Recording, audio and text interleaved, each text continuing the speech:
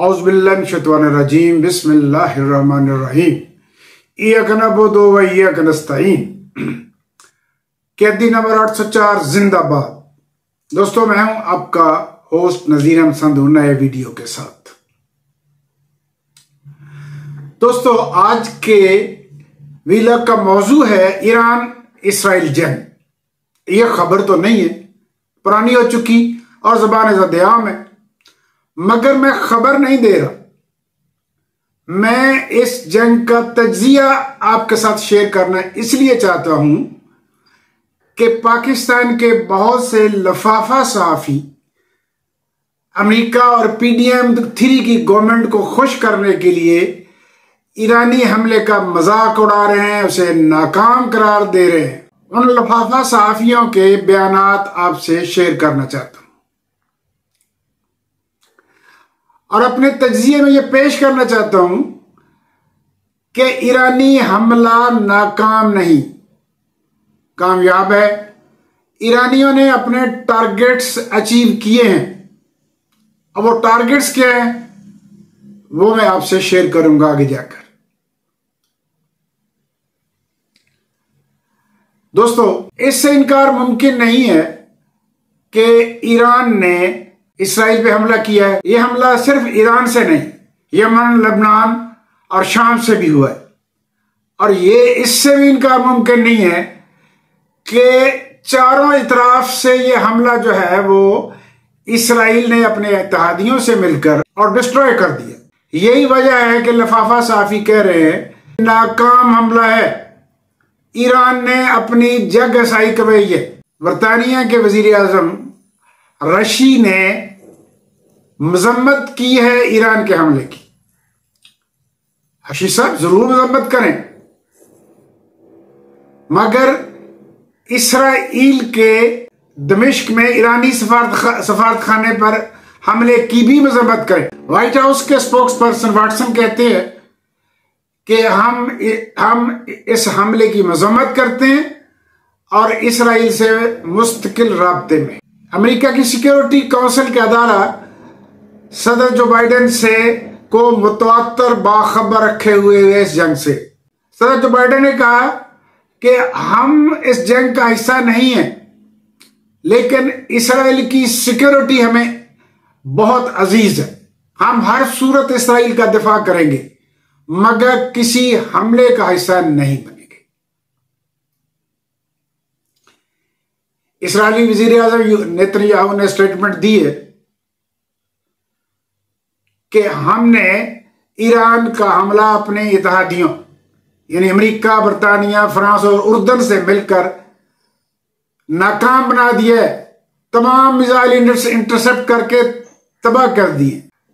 सदर Joe Biden ने कहा है कि हम अमन की राह तलाश कर रहे हैं, हम इस जंग को रोकने के रास्ते तलाश करेंगे और कोशिश करेंगे कि वार एस्केलेट ना हो। बहुत अच्छी बात है।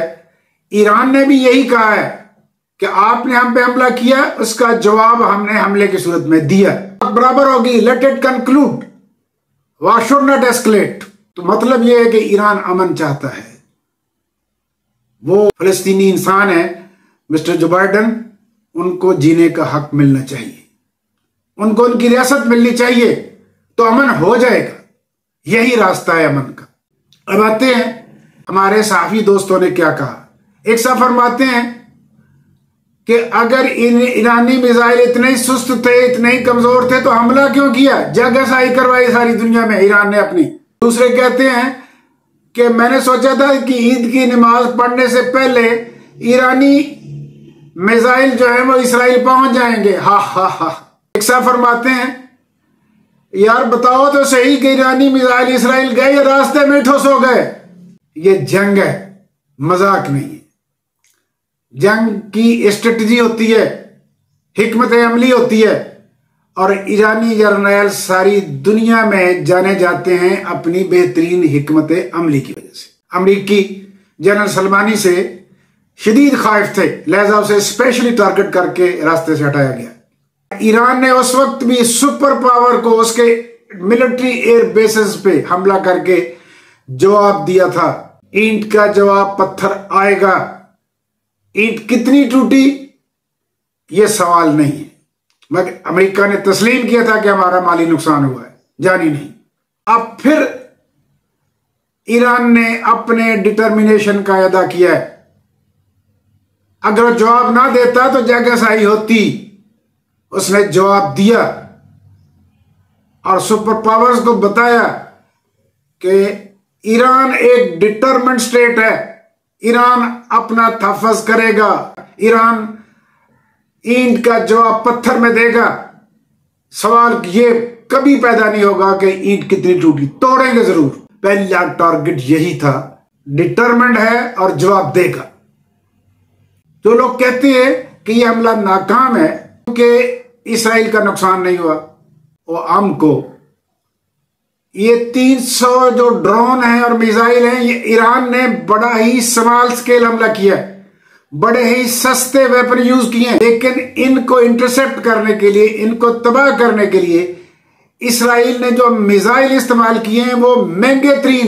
ईरान के हमले के मुकाबले में इसराइल ने जो इंटरसेप्ट किया है उसका नुकसान बहुत ज्यादा हुआ है। इसराइल का माली नुकसान हुआ है। इसराइल के वजीर खजाना ने एहतजाज किया है, बताया है, और नेतन्याहू ने उसके जवाब में कहा है कि इसराइल की सिक्योरिटी जो है वो सबसे ज्यादा अजीज है, खजाना नहीं। उन्होंने तीसरा टारगेट जो अचीव किया वो ये है कि इंतहाई स्मॉल स्केल अटैक करके इसराइल के डिफेंस सिस्टम को एक्सपोज कर दिया। ईरान जान चुका है कि इसराइल के पास जो डिफेंस सिस्टम है वो आयरन डोम से बहुत बड़ा है। जंग हिकमत अमली का नाम है, जंग। ईरान ने इसराइल के डिफेंस सिस्टम को एनालाइज कर लिया। अगर उसने दोबारा हमला किया तो इसके जवाब में वो मिसाइल इस्तेमाल होंगे जिन्हें शायद ये मौजूदा सिस्टम डिफेंड ना कर सके। तो थोड़ा सा काम करके उसने ज्यादा अचीव कर लिया। ईरान ने 3 टारगेट्स थे, तीनों अचीव कर लिए। डिटर्मिनेशन, दुश्मन का नुकसान और दुश्मन की ताकत, दुश्मन के डिफेंस सिस्टम की पहचान। इसके साथ ही व्यूअर्स, मैं इस वीडियो को क्लोज करता हूं और आपसे रिक्वेस्ट करता हूं कि आप इसे लाइक करें, सब्सक्राइब करें, कमेंट करें। I will be highly thankful to you. Thanks.